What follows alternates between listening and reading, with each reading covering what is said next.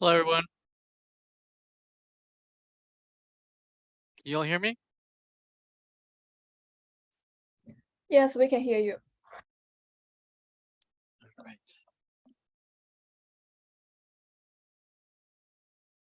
Welcome, everybody.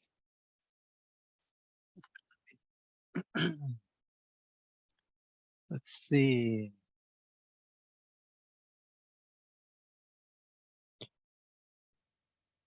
Let me bring up the syllabus.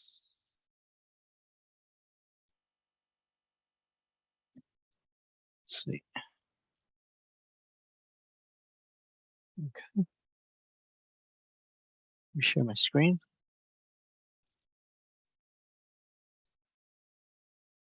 Can everybody see my screen?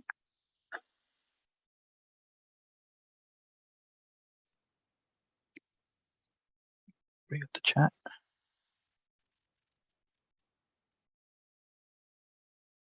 Okay. All right.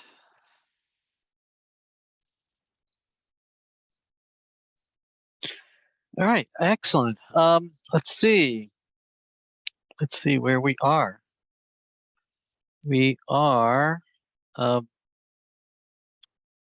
wrapping up the third week. Let's see. So far we've set up an environment where we have a React front end. We've deployed it to a remote server by sharing our source code into a public Git repository, and then deploying it to Netlify. We played around with HTML, just grabbing the most common things that you do in HTML with headings, and paragraphs, and lists and tables. Understanding how is it that you lay out content. Also HTML forms, input fields, radio boxes, check boxes, drop downs, all the different types of attributes. And then the second week, we played around with styling, learning the Cascade style sheet language to understand how is it that it can reference different portions of an HTML document, and then style it, override the default look and feel by being able to change the fonts, the foreground color, background color, things like that, right? And this week, we introduce you to a popular CSS library called Bootstrap that provides all sorts of pretty standard ways of laying out content, styling it so that it looks professional, that allows you to create very easily responsive content, right, that can adapt to the different sizes of the screen. And also we're going to introduce you to the Font Awesome library as well, which is another very popular library that has all sorts of graphical icons that can improve the look and feel of your application. So we'll do that. We'll wrap that up today. Next week we'll introduce the JavaScript programming language that is the programming language for the web, right? Since it is the language that browsers support, different versions of them and whatnot, but mostly, they'll modern browsers will support the latest versions of JavaScript, and we'll also talk about jQuery as a very popular library for manipulating the DOM programmatically, and then finally we'll start playing around with React.js for rendering dynamic content and maintaining state on the client. So that will take us all the way to the first exam that is in the 7th week. All right, so we'll do a review, the first lecture, and then we'll do the exam will be available for the graduate students. The exam will be available several days, just like the quiz, and you can choose when to take it. It is open book. Obviously, you're expected to do it on your own. Now, for the undergrad students, it will be probably that second lecture that week. We'll do the review the earlier in the week, and then we'll do that exam later that the lecture in the second half of the week. Okay. So anyway, that's the plan for the next several weeks. Any questions? There is a quiz going on for the graduate students that I believe is available till tonight at midnight. All times are Eastern Standard Time. And for the undergrads, we will have the quiz later this week in the second half of the week, the second lecture of the week. We did introduce the fourth assignment that will be due later next week. You're still working on the third assignment, which is due later this weekend. Okay. But if you are done with the third assignment, you're welcome to get started on the fourth assignment. All right, any questions?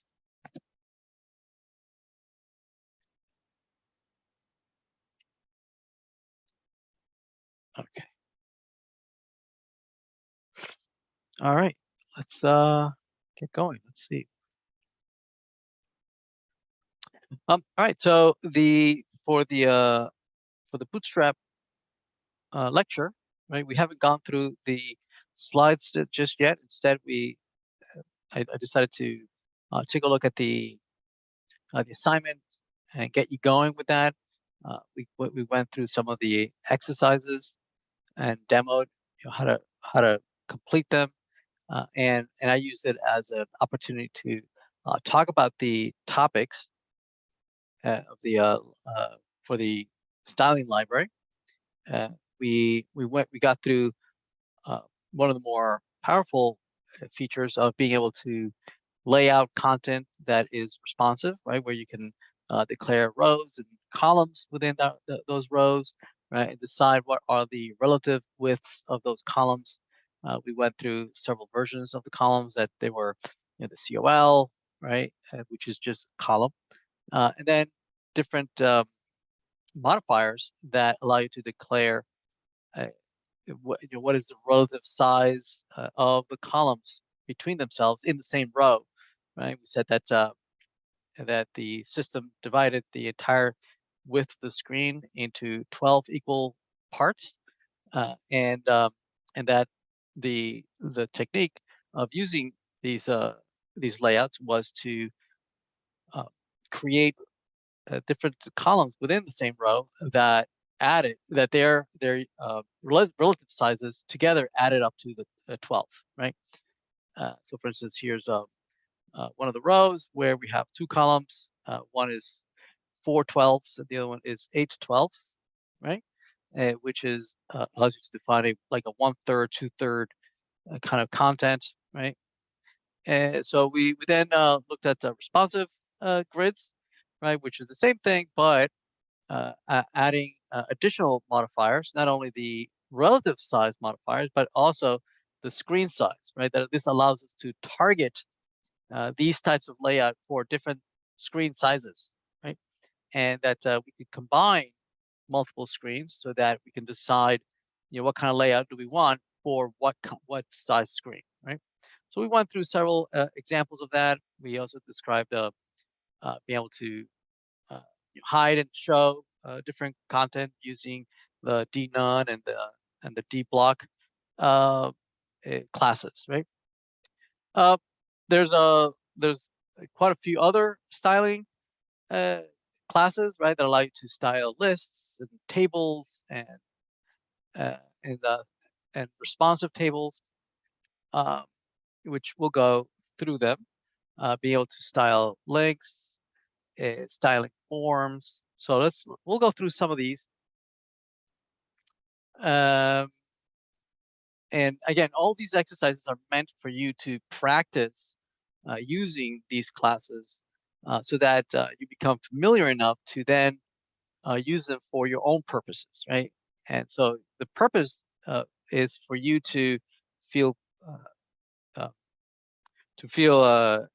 comfortable enough to tackle the Twitter part, right, section on your own, right? So all the other exercises were for you to practice, right? And then on your own, build something like this, right? Like a, a, a responsive implementation of the Explore screen, right? So what I wanted to do is keep covering some of the more content in Bootstrap, but within the context of building something like this, right? The Twitter. So I wanted to get you going and see how you tackle this, right? Applying some of the things that we have already learned, right? So yeah, so let's do that. I'm going to start playing around and see how we could implement this. Okay. All right. So let's bring up the project here. So this is a project, and here's the Twitter application that we have been working on for for the last couple of assignments. And this one asks you to implement the Explore uh, screen, right? Now, our Explore screen that we had already started was a fairly meager, right? If we run it,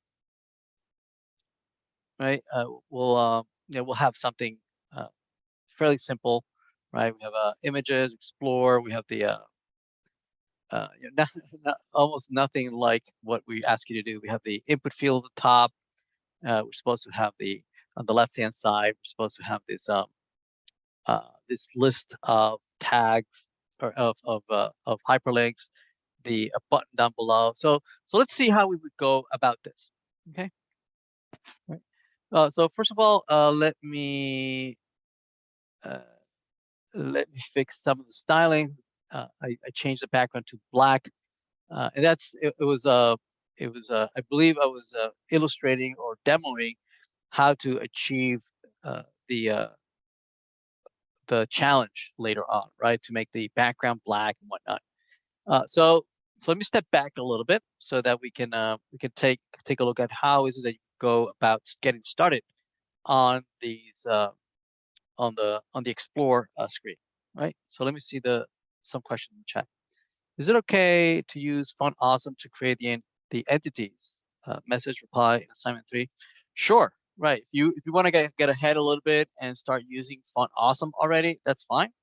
But it's not required, so you can totally use entities, which is it's fine. Yeah, you could use it for assignment 3. That's totally fine. Yeah, if you feel comfortable, because it's not yet required. We're yet to even cover the material, but if you feel comfortable enough, sure, you can use that.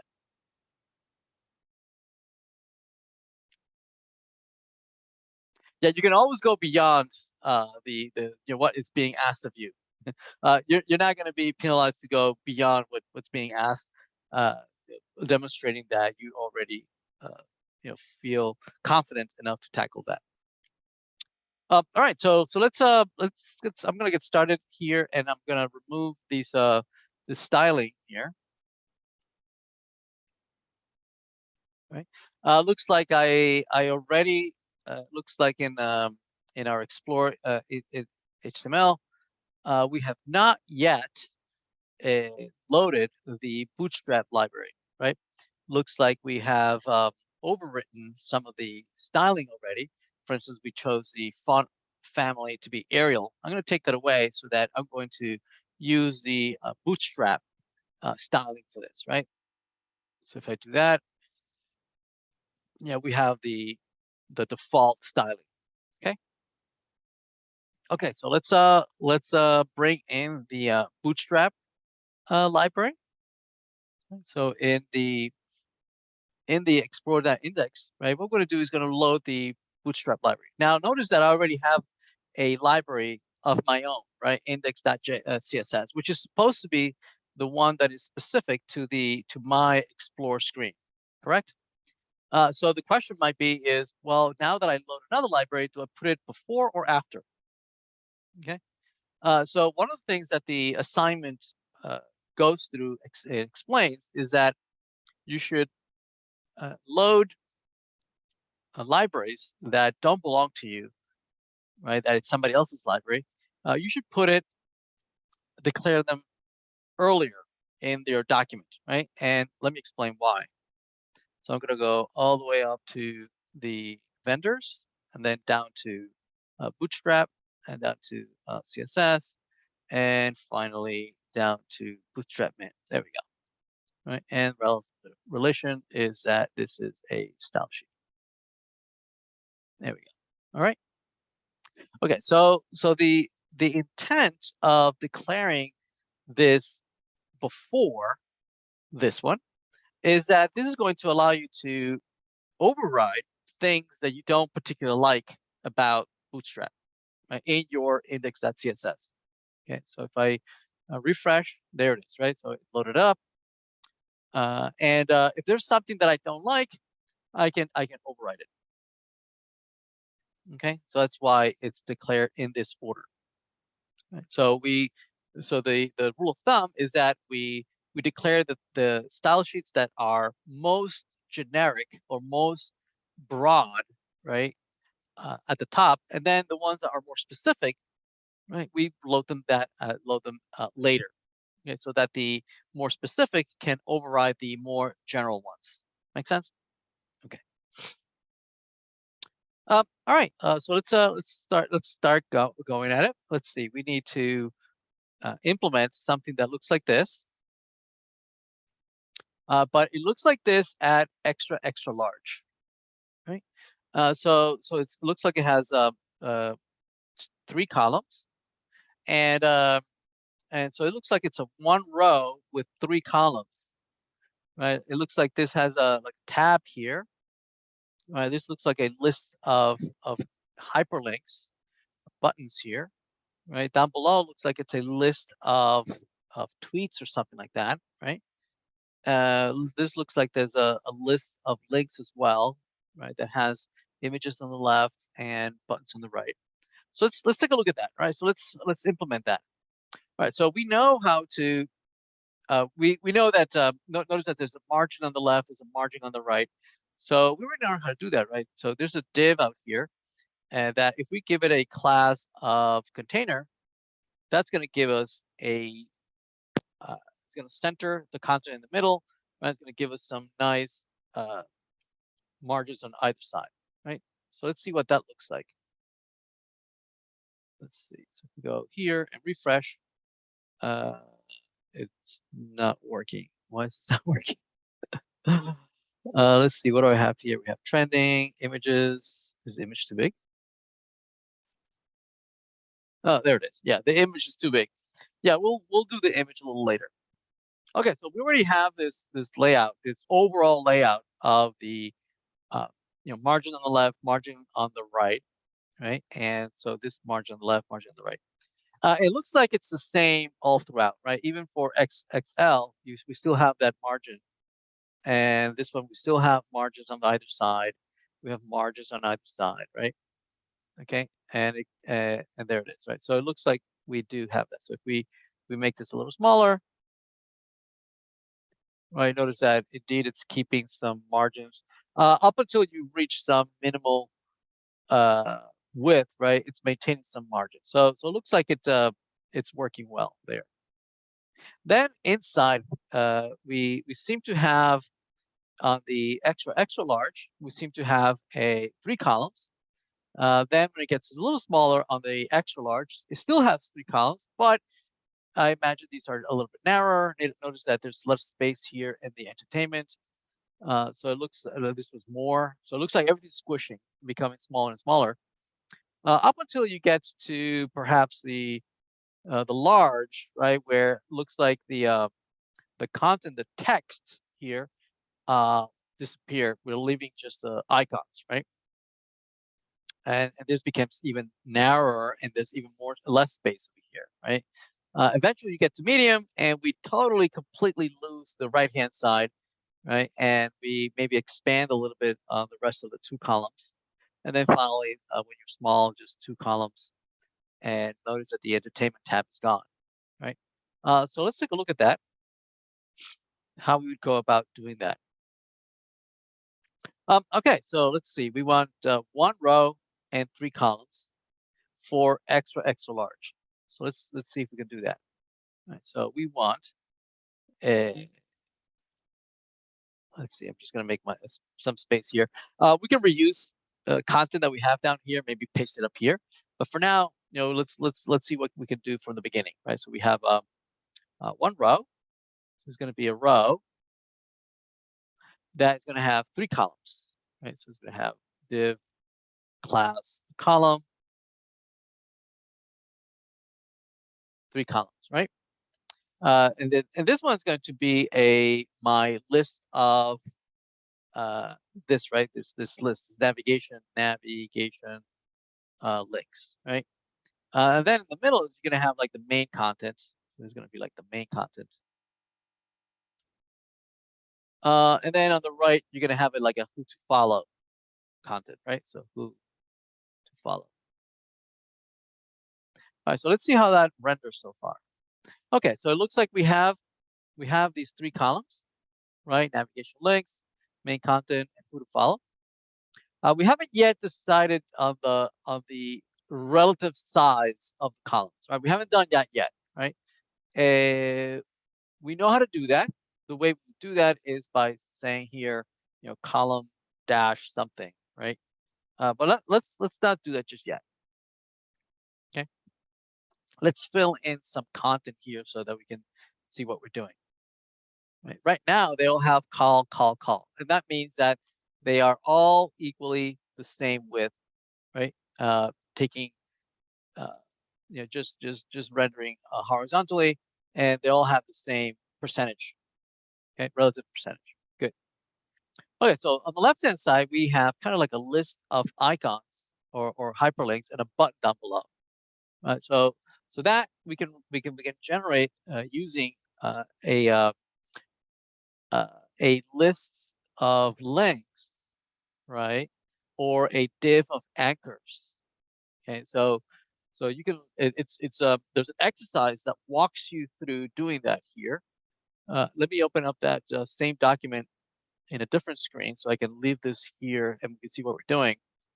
But let's bring it up again. So this is Bootstrap. It's W4, so that's WD4. Where are you? WD4. There it is. This one. Yep. Open that up. And if you've gone through the exercises, you'll see that there's an example on how to do lists. So I'm going to scroll down until I find the exercise to do the list. There's tables. Okay, there's here, but there's styling lists. Okay, there's actually a couple way of doing it, right? One of the ways is to use UL, right? You can use UL with an LI. Right, so let's copy that. Let me show you. Right, so if I say navigation links and I paste it in here, let's see what we got. Right, so let's render that. There it is. So on the left-hand side, we have a list, but they're not links. So, they're not links. It's just a list. And you can style the list, right? This is the default styling, right? Where you have rounded corners, right? We have lines between the line items. We have rounded corners at the bottom. And then you can highlight like something selected, and then you can disable something like it's gray, like you can't use it, right? So that's the exercise that we give you. There's an equivalent way of doing it. Oh, I'm sorry. There's an equivalent way of doing it, but with divs, right? So let me copy that right here. So let's copy that. Obviously, you can make hyperlinks out of this, right? You can make hyperlinks out of anything. You say, this A, right?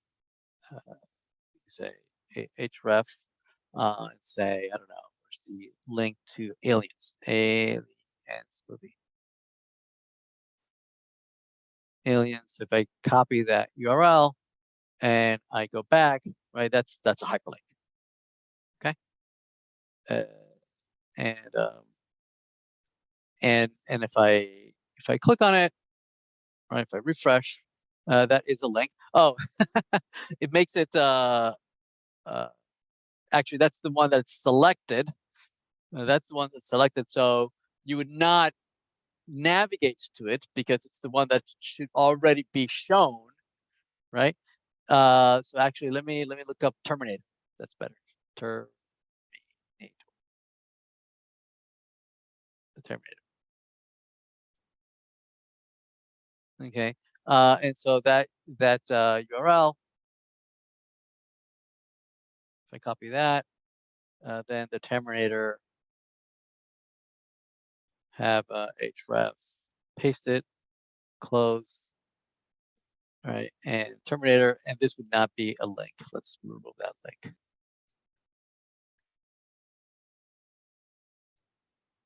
So if I refresh, there it is. It's a link, and if I notice that not the whole thing is clickable, only the text is clickable, right? If I click on it, it navigates to the Terminator, right?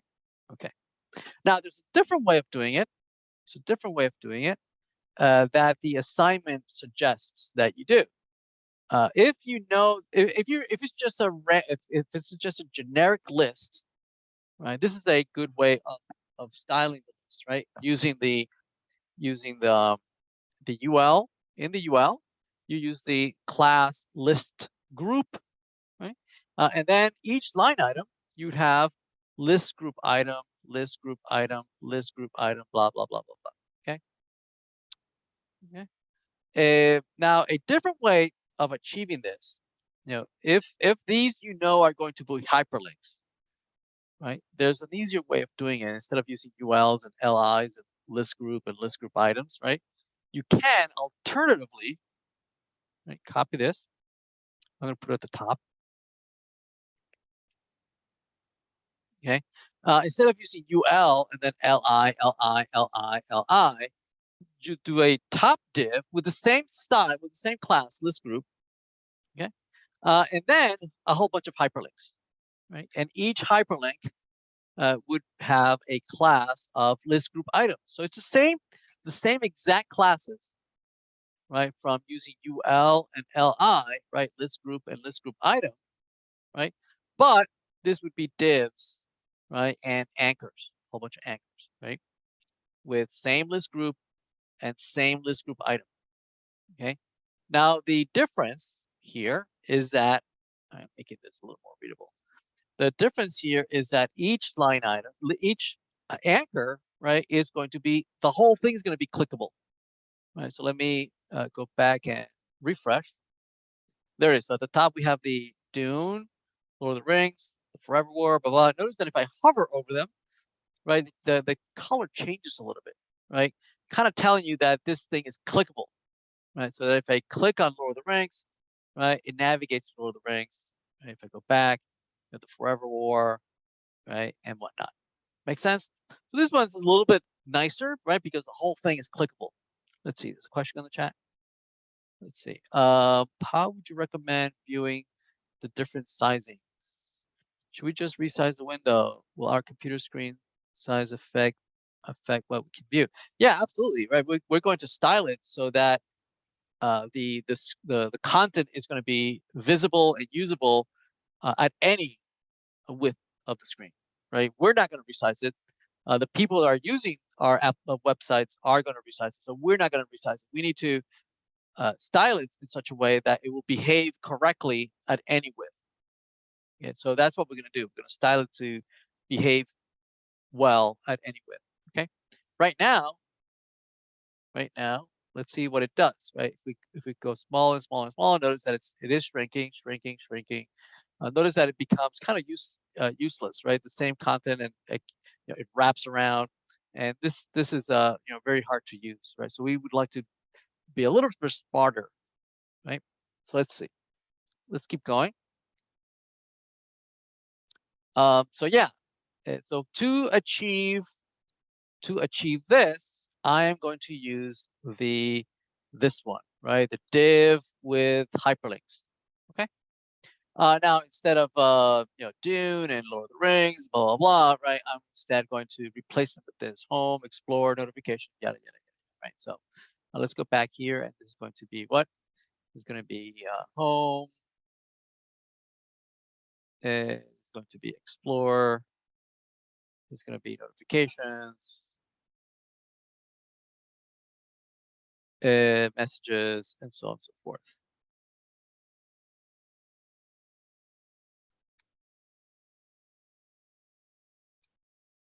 We don't need this. I'm going to throw this away.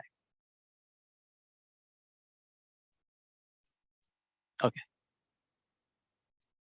And the last one is messages, bookmarks. Bookmarks. Okay. Bookmarks. Okay. All right. So let's see.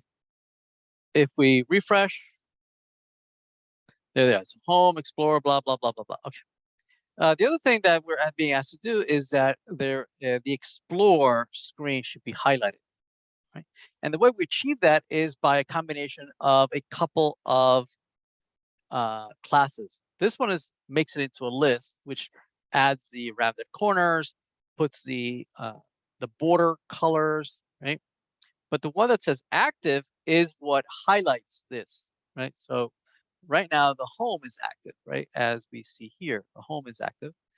But instead of home, really what we want to make active is this explore link here. So I'm going to put here another, we're going to move the active class to the explore hyperlink. Okay. Let's see if we refresh. Notice that now we have the explore highlighted. Everybody good? All right. Okay. So let's keep going. Then on the right-hand side, right, we seem to have a couple of things here. We have an input field. We have a cog, right? We have like tabs, right? We have an image, right? And then we have a list of stuff down below, right? This cog, this input field, this button, there's several form elements, right? There's buttons here, there's input field here, there's a button here. So let's play around with that, right? First of all, notice that there's kind of like an edge or like a margin above this whole thing. See that? That we don't have. Ours is kind of like stuck way at the top. See that? It's like flush with the top. Right? So that's kind of ugly. We do suggest a few styles somewhere here of using margins and paddings. You know, MT, MS, PT, and so on and so forth for margins and paddings that allow you to add margins above and below and things like that. So let me demonstrate. For instance, this container. Let's see.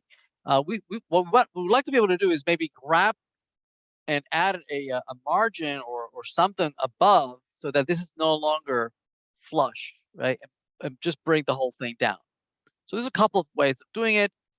We could make these have margins above, right? So that you know we're pushed up from the top of our container, or the container can add some padding so that everything gets pushed down, right? So either we can push away from the top, right? From the top we can push down, right? So let's do that. So in the container that contains our row, right? There's our row that contains the 3 columns. So this is the row that contains 3 columns, and the container is all around us. We can say that I want some margin. I want a margin. Sorry, I want padding. That means the space in between the top border, right, and the content below it, and at the top. And there's some sizes, right? So 0 means I don't want any padding at the top, and then these incrementally add more padding, right? So let's do 1. So we do well. If we say 0, nothing's going to change, right? We have padding at the top of 0. But if I add 1, right, notice what happens, right? Nothing happens. Huh? Oh no, sorry, there it is. There it is. There's it added some padding. Let me do it again. 0. Let's refresh. Okay, no padding. There it is, right? Okay, I'm scrolling all the way to the top, right? And there's nothing there. But if we say 1 and refresh, notice that this scrolled down a little bit. If I scroll up, you can see the padding there. See that? Or I can make it more markedly. So padding at the top, more. There's more padding. There it is. There's PT3. Right? There's even more padding. And you can just play around with this, see what works for you. I would go with the smallest one, PT1, just a little bit of padding. There it is. Okay, everybody good? All right.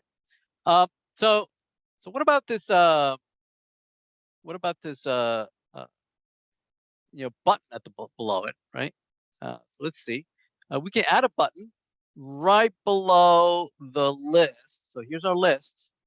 So right below the list, we can add a button. You can say button, and the button says tweet. So tweet.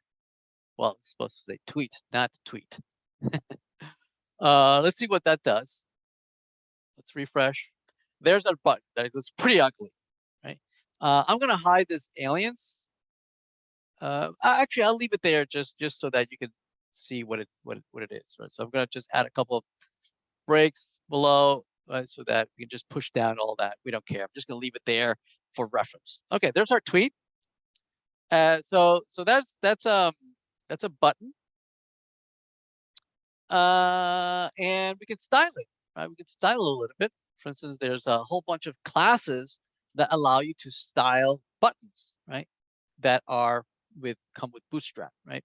And you can look up all the documentation for this, right? By going to Get Bootstrap, right? And looking up buttons. So for instance, you went to the docs, and then here you can search, buttons. Button tag, example, button group, buttons. Okay, examples. Here's the buttons, right? So here's a whole bunch of examples of buttons, right? And different colors, right? And this color seems very similar to what we want. So the way to achieve that is by using this style here, right? You can say button, type button, which we already have. So class, button, primary, right? So let's do that. So this is our class button here. So we're gonna say BTN. So that's a Bootstrap class. See what that does. We refresh. There it is. So right now it doesn't have any color, right? So, but we can color it by providing BTN primary, which gives it the blue color. But there's a whole bunch of colors, logical colors like danger, right? That makes it red, or warning, which makes it yellow. But we're going to go with the color primary because that's what the wireframes say. Okay. All right, excellent. What else? The one that is given here, it kind of takes up the entire width of the screen, right? So it's like the width is the size of its container. Let's see this. There's a question on the chat. If PT0 adds no padding, then what's the value? Oh, well, you might want to force the padding to be 0, right? Because maybe if you use heading or paragraph, they force some padding or they force some margins, and you can override it and say, no, I want to override the default styling to be padding 0. Yeah, good question. So let's go back here. So there's our button. So there's if you go back here, you can search for width. So if you say width, right, you can change the width to be different things, right? There's radius, there's width, there's sizes. I don't see the width, placeholders, grid system, equal width, variable. I can't find sizing, width and height. Okay, maybe this is it. There it is. Right, you can set different sizes to be, some logical, very common sizes like 25%, 50%, 75, 100, auto, right? By using these classes, right? So for instance, if I go back here and I say that I want to add, W-100, that should make the width to be 100. So let's go back. There it is. So it's taking up the 100% of its container, not the width of the entire screen. Okay. Also notice that this looks like there's some margins or some padding going on here, right? Kind of the same margins or padding above it, right? So we can maybe push down from the list above, or we can push up from the button below, right? So for instance, you can say button, I want to push up from above. I want to create a margin at the top of size 1. So I am pushing, oops, that's not it. Sorry. I'm pushing off. See that? I pushed off from the bottom of the list. Or we could have done it the other way around, because we could say the list, I want a margin below 1, right? And then it pushes down the button. I could do it either way. Oops, I lost the place here. Twitter. There it is. Okay. Let's go back here. There we go. I'm looking at the wireframe here. Okay, so that's one way. So also, oops, what the?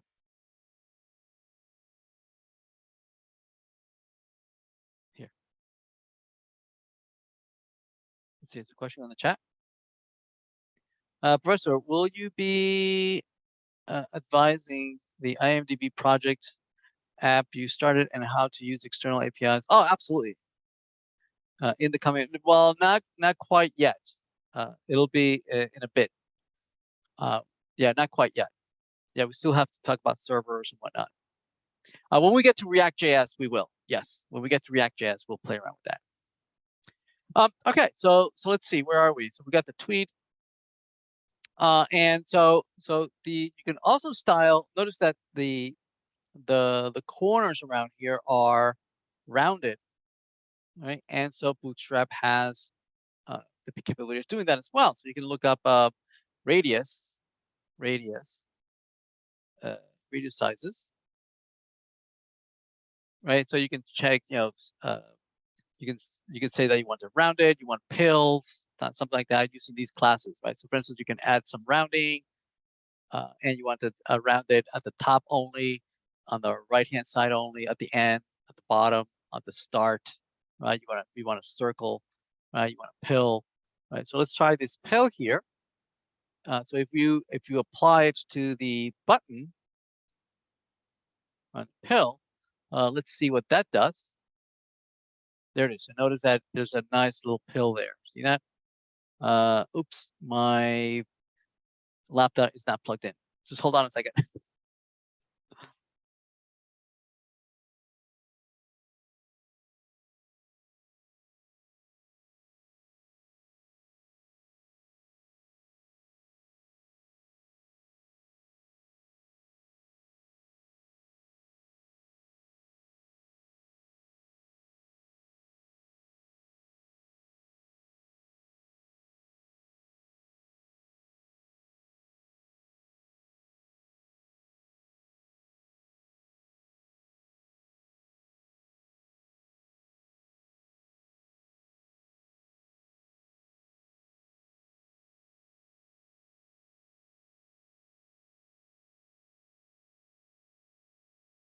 Okay, I'm back.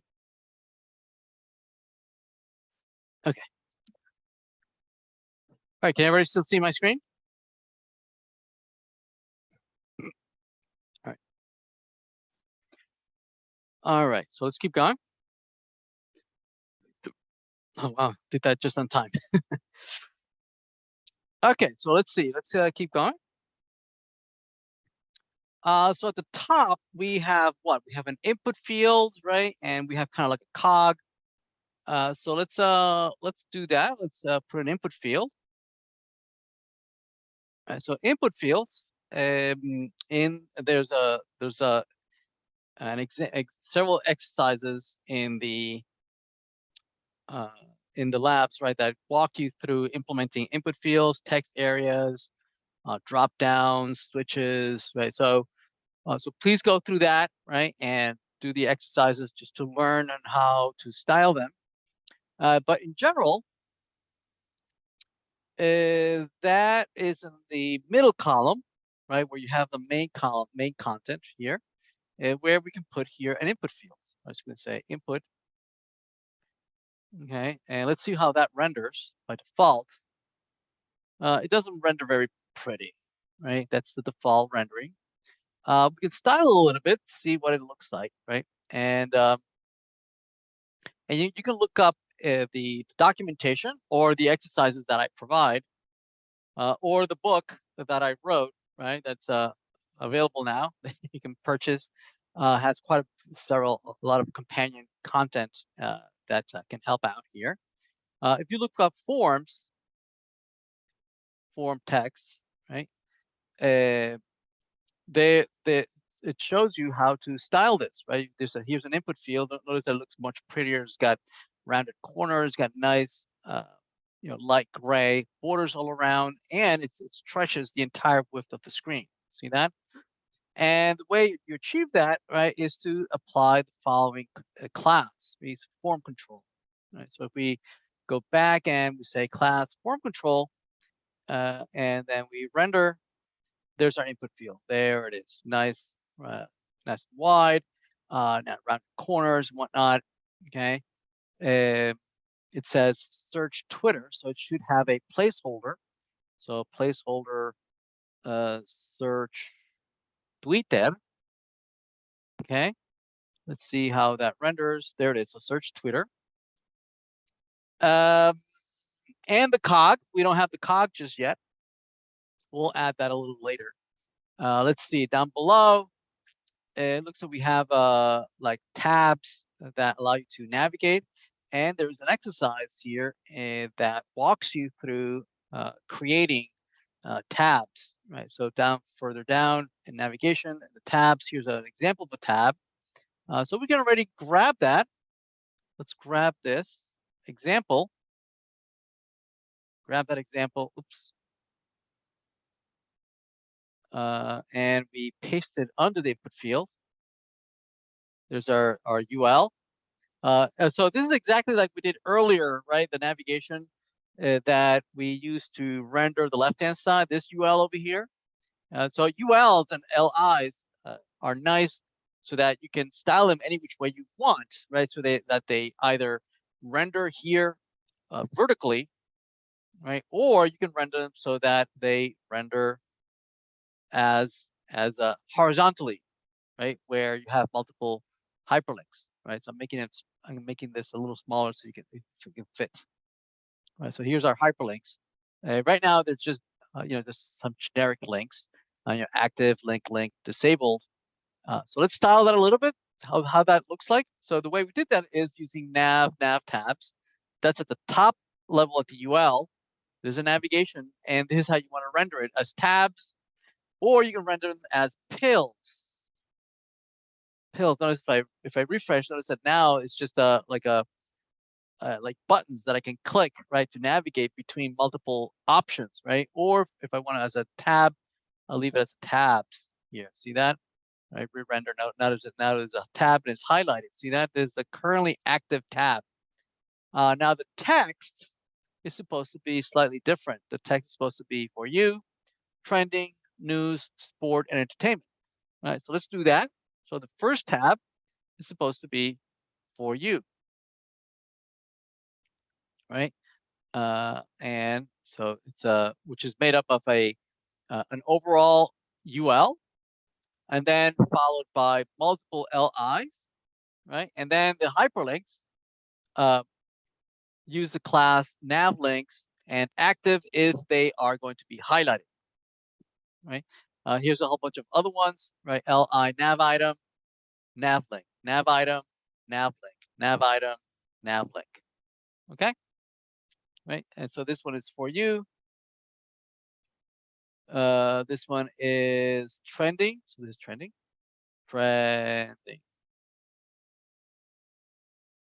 This one is news. And the last one, this one's sports. And this one's disabled, but let's not do that. And finally, the last one is entertainment. So entertainment.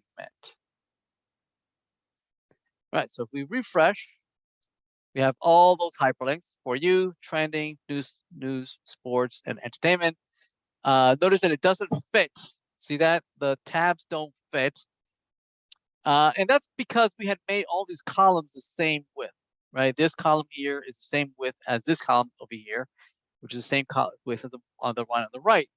So and the reason for that is that the div, the outer div, right? These are all, I made them all columns, column, all the same, right? So that all three columns are the same size. But we can start playing around with the relative widths of these columns.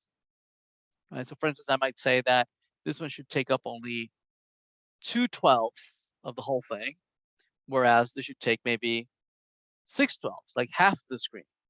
So this is just the remainder, right? This column will just take the remainder of what's left over, right? Or I could be explicit about it, right? And I could say that, this should be 4, right? So that the whole thing adds up to 12. Okay, so if I refresh, okay, that's a little better, right? I made the left-hand side a little narrower, right? And the center content, I made it a little wider so that it can fit all the tabs. Now, who to follow, we haven't worked on that just yet. Notice that there's no space in between the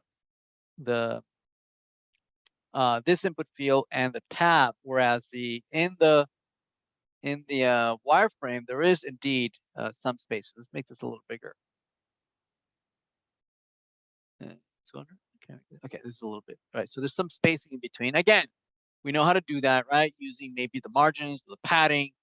So for instance, what we could do, right? And this is this is the main content, right? This input field, there's some spacing in between, right? So we could do it two ways.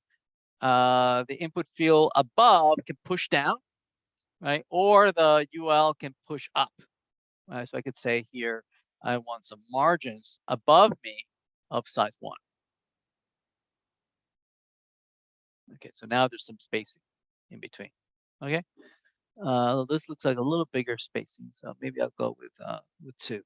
But we should be consistent. So whatever spacing I have here should be the same spacing that goes here. So that's just consistency there. All right. All right. What else? Let's see. We have an image here of a starship. So let's look up for an image of starship. Images. And maybe we'll go maybe with this one. And there's a file, and I can save that file. Let's see, we'll save it fall web dev Twitter React that fall 2022. We'll go with public, and there should be an images directory. I guess I don't have an images directory. It's a good idea to have here at the top an images directory. So let's say images. And in there, I will save Starship. So this is Starship. There we go. Okay. So then here, below the tabs, so these are the tabs, right? We can load up that image. So image, and we go up. I'm not sure where we are. Oh, are we source? No. Oh, we are in export index. Now we're gonna have to go up, and then down to images, and then to Starship. There we go. All right, so let's see what that does. Let's render that. There's our image. It's a little bit too big. It's a little bit too big. Let's see, is there a question in the chat? When would we choose padding or margin, or it doesn't really matter? Well, yeah, it does matter if you're measuring how far I want to be from other content, or within my own content, how much padding do I want, right? The content to be away from its borders, right? So one is measured away from other elements, right? Now, sometimes you can achieve the same thing, right, with either one, right? But make sure that you understand what's happening, right? Not because you get the same rendering, you could use just one or the other, right? One is meant for pushing away from other elements, and the other one, padding, is meant for pushing elements inside you, right, away from the borders, right? So careful.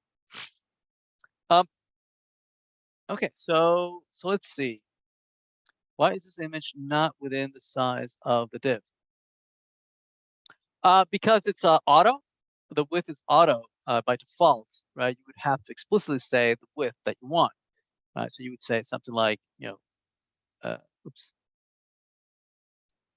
you want the width to be 100%, for instance. Right, so now it's 100% of whatever its parent size is, right? So if you don't say anything, right, the size is auto, and auto will spill over from its parent, right? Notice that if we don't say, right, it will automatically spill over, right? But we can still style it and say that the overflow is clipped. Oh, huh? Hidden overflow hidden. Why is that not working? All right, whatever. I'll take a look at that later. So what we're going to do is that we're going to have the width to be 100%. So it takes up the width of the parent. There it is. So here's a little trick here that we're being asked to do. Notice that the SpaceX Starship, right, it's like an overlay, right, on top. Also notice there's some spacing between the tab, right, and the image, which is not, we don't have that, right? There's like, it's flush. So we should, right, put some margins above and some margins below. Some margins at the bottom. So we're just pushing things away from us, right? Above, below. Okay, so things are not flush. So yeah, some content below the image, which supposedly says something like, SpaceX Starship. So if we say here, SpaceX's Starship, right? Let's see what that looks like. So it has SpaceX Starship. That's too small. This is probably supposed to be maybe like a header, right? So maybe we'll do H1, see what that looks like.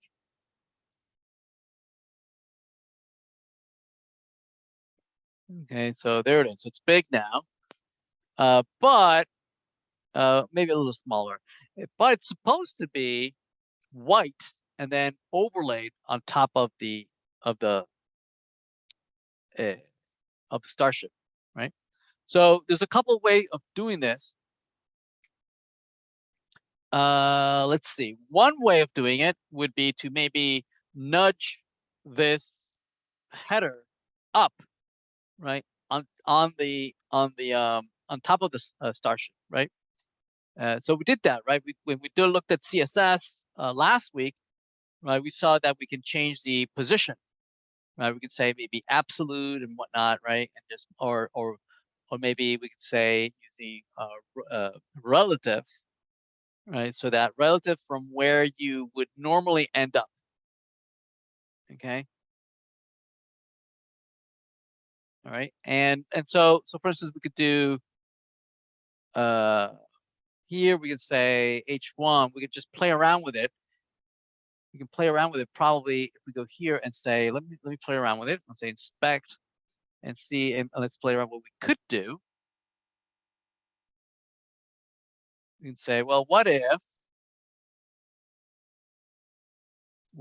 right, this H1, we change its position, right, to be relative, right? And then from the bottom, we want to push ourselves 10 pixels up, right? And just push our way right under there. See that? And maybe nudge it a little bit to the right. So from the left side, I want to nudge it 10 pixels. There we go. And maybe we can change the color to be white. See that? Now, so that would sort of work, okay? The problem with that approach is that below we're supposed to have what? We're supposed to have other stuff down below, all right? Like a list of stuff, a list of stuff, right? We know how to make a list. Right? So let me show you what happens, right? So down below, let's create the list that follows below, right? We have the list. So this would be a UL, right? We have the list of some tweets. So tweet 1 to 3, we have several tweets. So maybe this would be 2, 3, 4, several tweets. Okay. All right, so there's our SpaceX, and those are our tweets, right? And so let's say we apply the same thing here to SpaceX here. So let's see what happens. So there's H1, right? So I'm going to move it around and say position relative, and then from the bottom, I'm going to nudge it 10 pixels up. See that? See what's happening to the list? See what's happening to the list? Right? It doesn't move.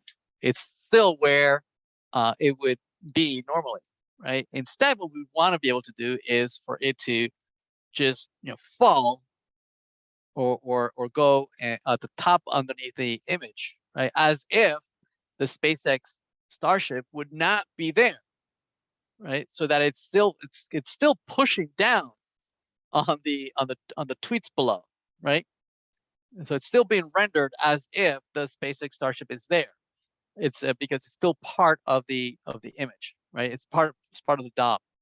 So let's do it another way, right? So another way is that we could break this into this div here. We could wrap these two things together. Right? So let's refresh again.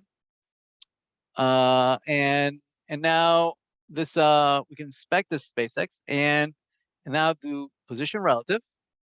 Notice that still, oops, bottom 10. Still, I have the same problem, right?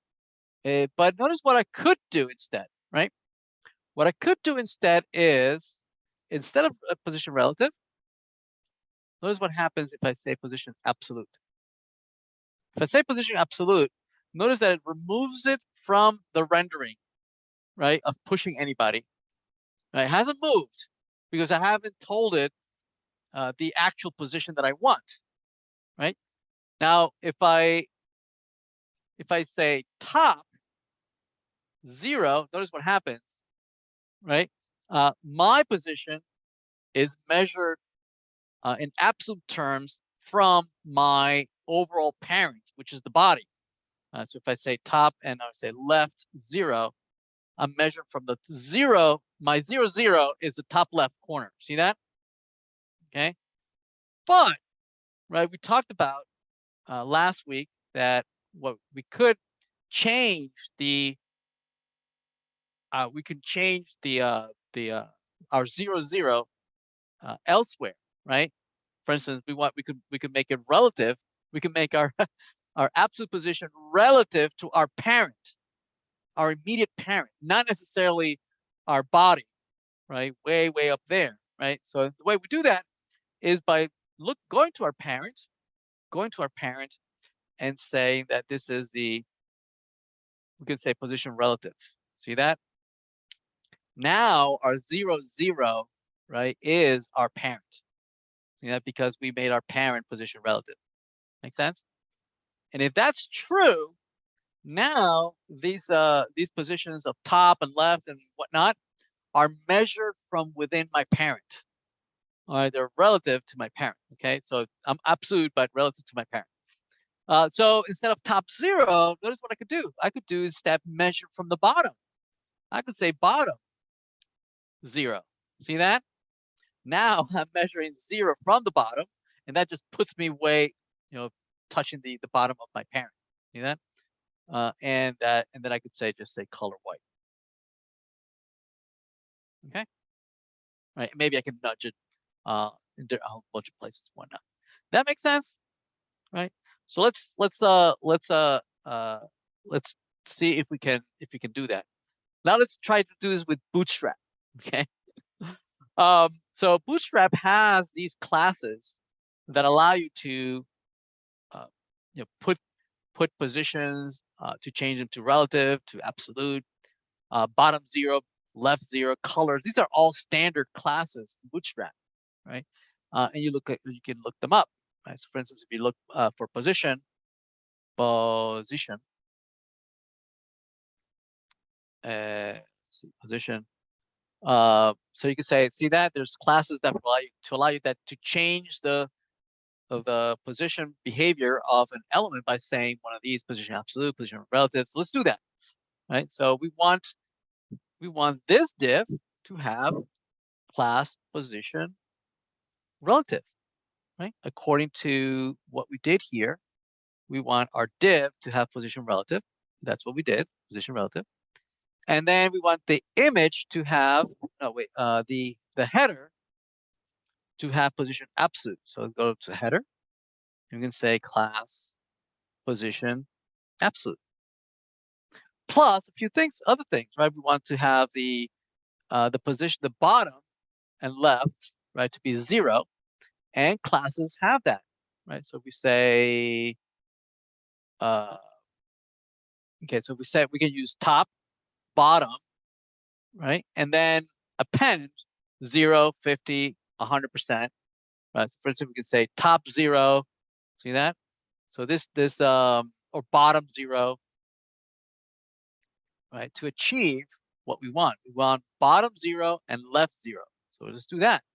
We say bottom 0 and what else? Left 0, left 0. Okay, and we want the color to be white. So I think if we look up colors, you can say, I think there's text color or something like that. Text color, colors. I think it's text color. Text, okay, text primary, text white. I think there is, yeah, text white. See that? We can say text white, just turns on the color to be white. Okay, so let's do that. Let's refresh. Boom. See that? Now it's permanent. It is permanent. Let's see.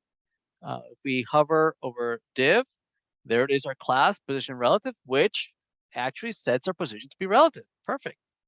And the H1, it has position absolute. It has bottom 0, as the text is white, color white, right? And so on and so forth.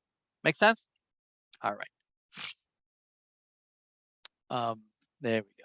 Right. You can make things also bold, right? Italic, underline, right, and whatnot. Now this list is very much like what list? The list that we already did, right? It's this is a list, just like this is a list, right? So that's going to be a list. It's going to be a list. Now this list is peculiar in that it has 2 columns, right? So it's a list of 2 columns, right? Where the left column is much bigger than the right column, right?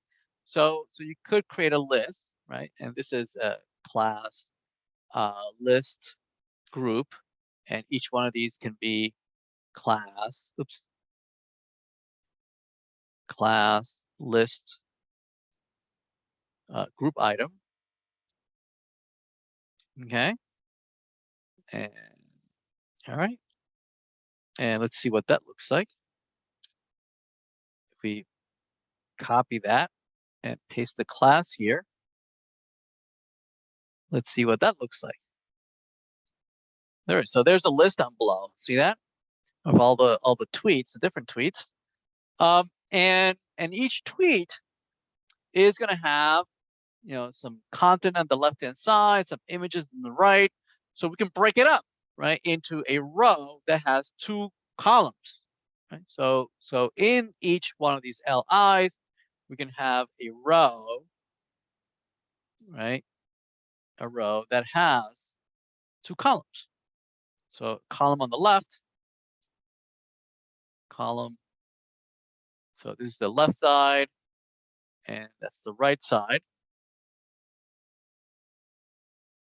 Right, there it is. So you have the left side and the right side, where the right side you have an image, right? So this is like kind of like the React logo. So let's render that. Let's go fetch that. So if we look up, the React logo, so I think that's a little too big. Something a little smaller, maybe. Sure. Okay, let's grab anything smaller. Jesus, it's huge. Okay, let's grab this one. View file, and save this. And we're gonna put it in the same place as before. This is let's see, Seattle and 2022. Fall web dev 610 and React Dev. Full this one, right? And we go into public and images, and we'll call this React. .png. Okay. So here on the left side, we want an image, right? So this would be an image whose source, we're gonna go up and then down to images and then React. Okay. Let's see what that does. Again, the image is a little bit too big. So we could say that the width will be 100% of its parent. So right now the parent is half of a column here, right? Now, when you have these kinds of images where they're all supposed to have the same, the look and feel, it's better if they have a constant, like hard-coded size, right? So that they all look more or less the same size. So I'm gonna make the height. I don't know if I tell you what it should be. I don't, right? But let's all make them all the same, right? So we'll make maybe the height. I'll say height, maybe 100 pixels. Let's see what that looks like. Okay, like that, something like that. Okay, and probably push down to the right-hand side, right? So we could use like a float right. Okay, and which Bootstrap also has, right? So if you look for float, right? There's a float start, right? That it's kind of like float left, and float end, right? It floats all the way to the right. And then there's a clear where you want to stop floating, right? So you can float this whole image, right? You can say class, you can say float to the end. So it will just float it, to the right-hand side, right? And then the text here, right? You have kind of like some text here, blah blah blah. You have like web dev, right? So you can start on the left side, right? Presumably you have web dev, so web development, and then you have React JS, some icons which we haven't looked at 2 hours ago. That was tweeted 2 hours ago. So React JS is a single page application framework. Framework.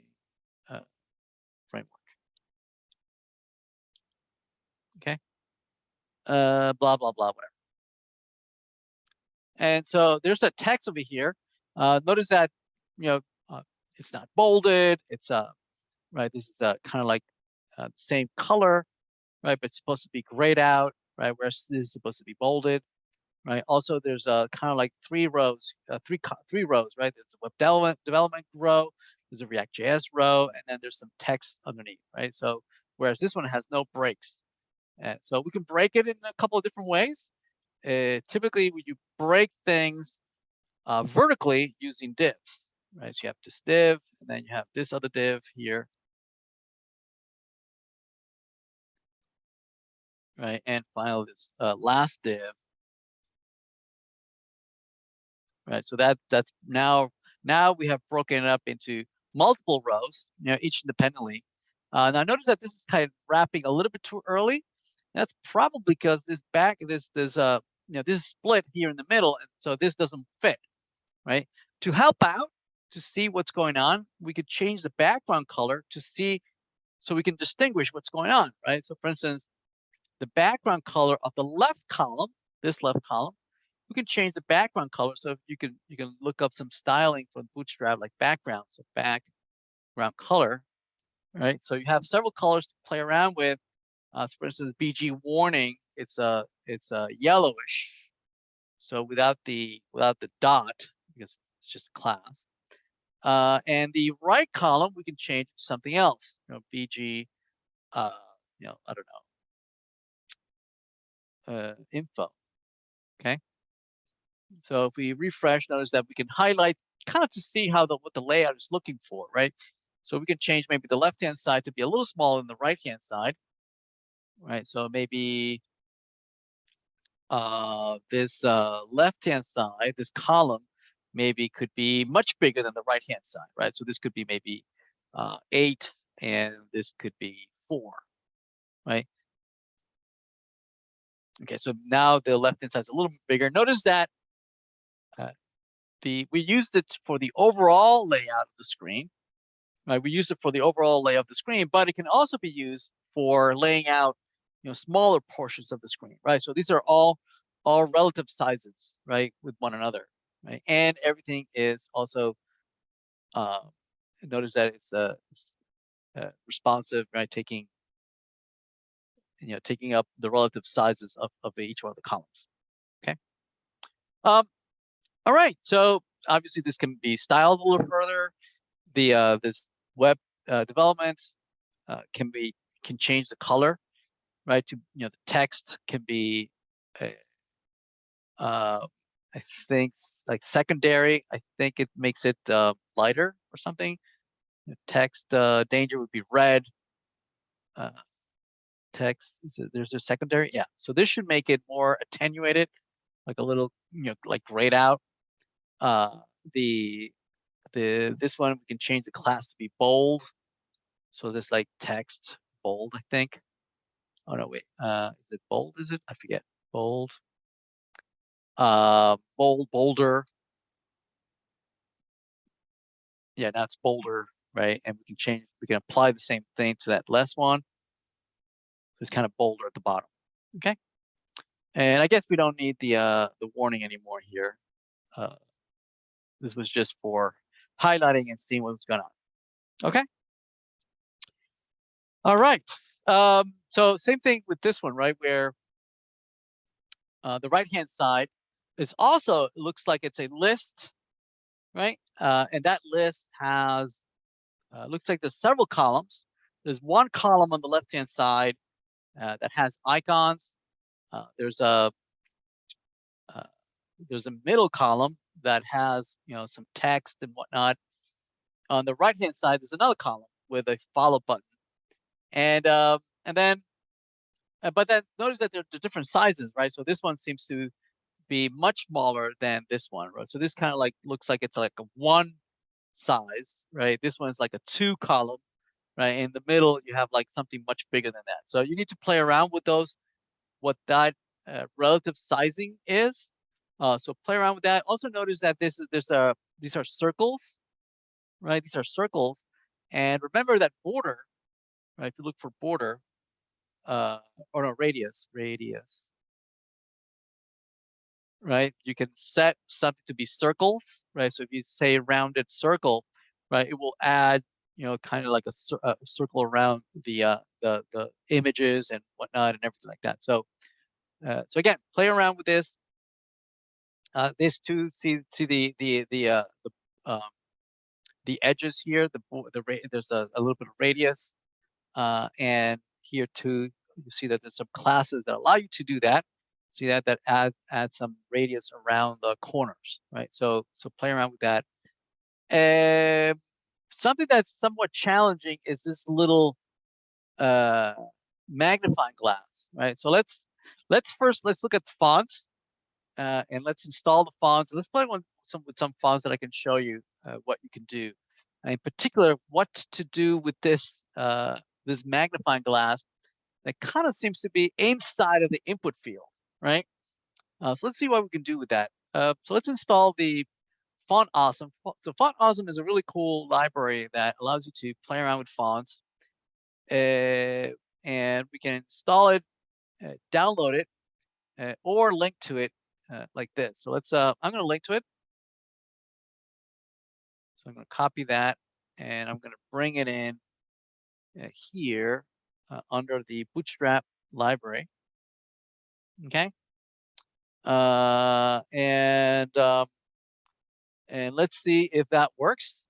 And the way it works is that it declares a whole bunch of classes, right?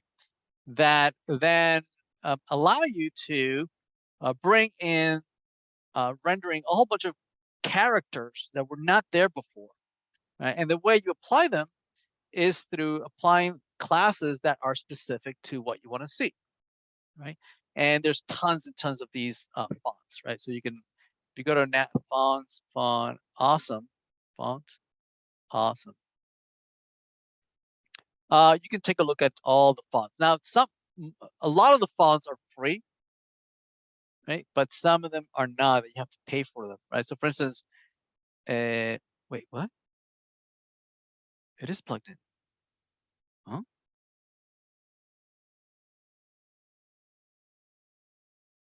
Uh-huh. I don't know. Is it not charging? What's going on? It is. Says it's plugged in. Wow, real weird. So if I'm looking for a magnifying glass, so I'd say magnifying. How do you spell magnifying glass? There's like magnifying glass. And so some of them are for free, some of them you have to pay for. So this one, I believe this is the most common one if you go there. And this is the style. So you can copy that and just paste it here. Let's see. It would be under the input field. Where's the input field? Where's our input field? Okay, there's our input field. So let's paste that. Let's see what that does. So let's render that. It did not render. Solid, blah, blah, blah. Wait, head, CDN, blah, blah, blah. Line, yeah. Is that not it? Let's see. Let's copy that. Let's copy that. Let me see if actually is referencing something. Huh? I didn't copy. Paste. Okay, that looks right.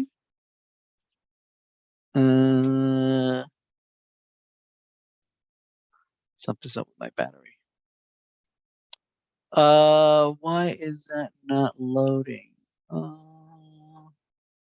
ULLI, magnifying glass, FA solid.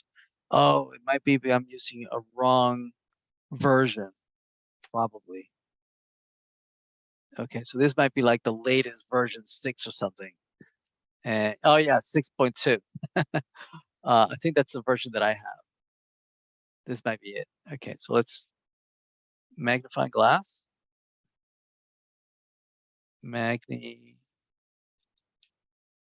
there. Oh, magnifying glass. Okay, let's see. Oh, search. There it is. So let me copy that. And let me paste it there. And let's try it again. And that did not work. Do I need to load something else? Let me see. Wait. Font Awesome CDN. Let's see. Font Awesome, font libraries, yeah. CDN. Send me a code. The easiest way to use Font Awesome. Create it all. Better code. Awesome CDN. Huh? So CDN, Bootstrap CDN. Let's see, copy. Oh, why is this not working? Let's paste that.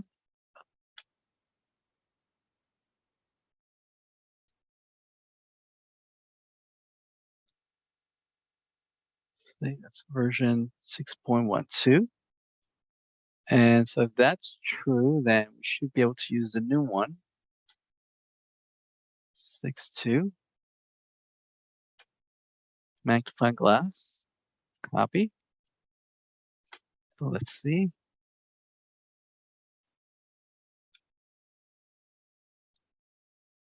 And let's see, refresh. Okay, so it's not showing up. That's fine. What I did want to show you is the following. So say I have the icon, and I'll work on that, fixing that. I will fix it. But say I have here span my magnifying glass, right? And it's rendered by this O and this dash. Okay, that's my little magnifying glass. There it is. Okay. So what can I do? Right? Again, I want to do the same kind of thing that I did here. Okay, where I want to overlay my little icon on top of my input field. And the way to achieve that is we can wrap around, right, both of them.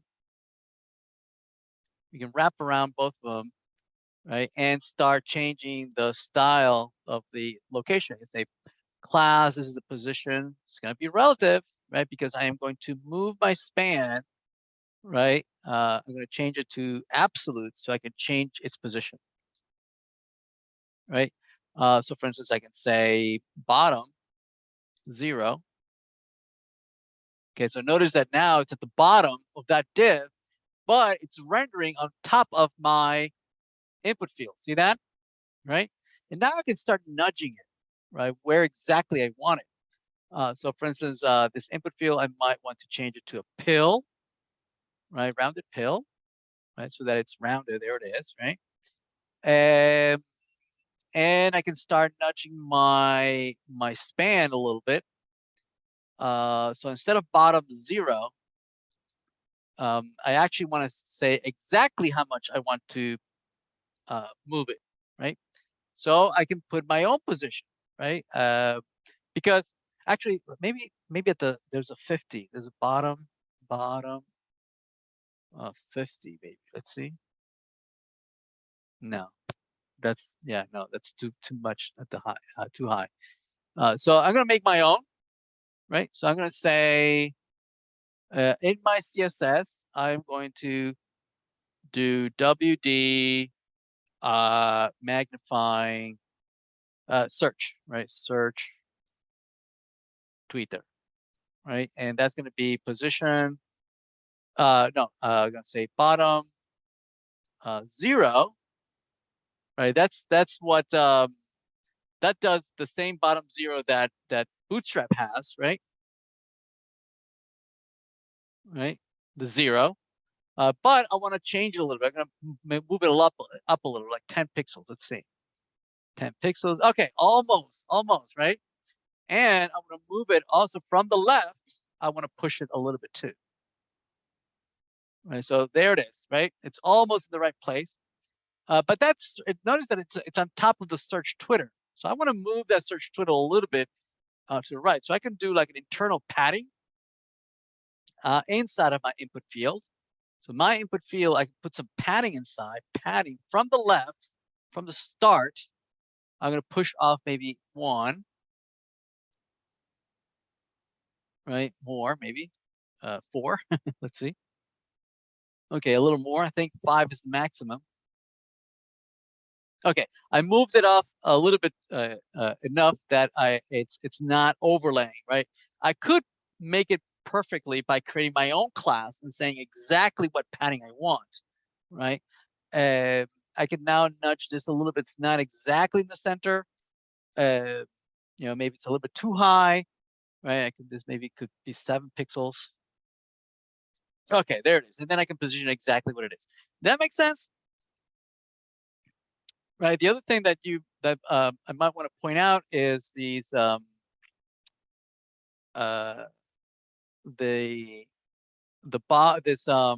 this cog on the right hand side. This cog on the right hand side. Again, this is probably a row that has two columns, right? A left column where it has the input field that we have right now, and on the right you have a cog, right? Something like something where maybe you have a layout up here where you have a div, which is a row, right? And then it has two columns. So div class, this is column, the left column plus the right column, and here you're gonna have the cog. Here's the cog, and on the left side, right, you're gonna have this input field, right? Something like that, where you have on the left side you have the input field, and the right you're gonna have the cog, but not with the sizing, right? Most of the sizing is gonna be given to the input field, right? So you could say the column has a relative size of like 10, right? And the right-hand side has a relative size of 2, right? So that the cog is right on the right-hand side and the input field is on the left side. Okay, that makes sense, right? So anyway, play around with this. We'll take a look at a little more since we only talked about this first one, XXL, right? That means that all the sizing that we've done so far, this column 10, right? Column 8 and blah, blah, blah.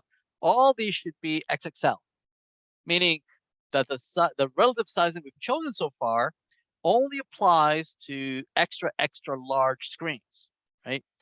As the screen becomes smaller and smaller, right? That might have to change, right? Where this should get a little bit narrower, right? This should be narrower, right? And we should start putting some excess columns from one to the other.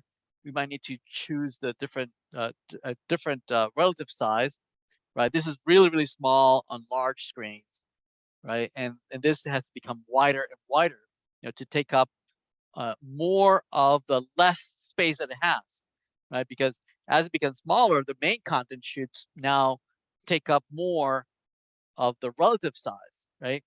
So if before it took half the screen, right, up here, right? If on the extra large, if it's taking up half the screen, well, with smaller screens, now this is not taking up just 50% of the screen. Now it's taking up 60% of the screen or 70% of the screen. So the width, if it was column XXL 6, half the screen, in large, it might need to be column large LG 8, 8/12 instead of 6/12, right? Or maybe 9/12, right? So this is taking up increasingly more percentage of the screen. Make sense? All right. Anyway, play around with that. Right. I'm going to make this available. I'm going to fix the font awesome. Looks like the versioning is not working quite right. Let's see. Is there a question in the chat?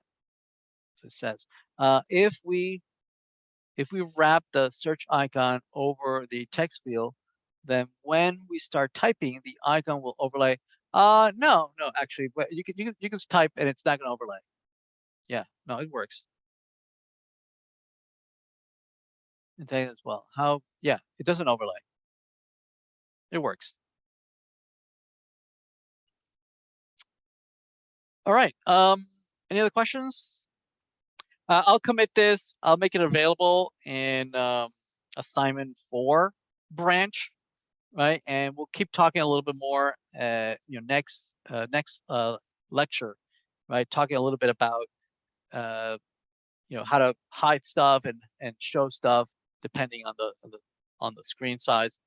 But go through the exercises in the labs, right? And then apply those to complete the Twitter. Okay. All right. Any other questions? Excuse me.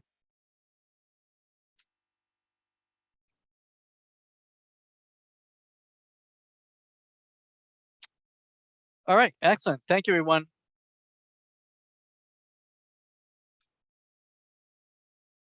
Good night.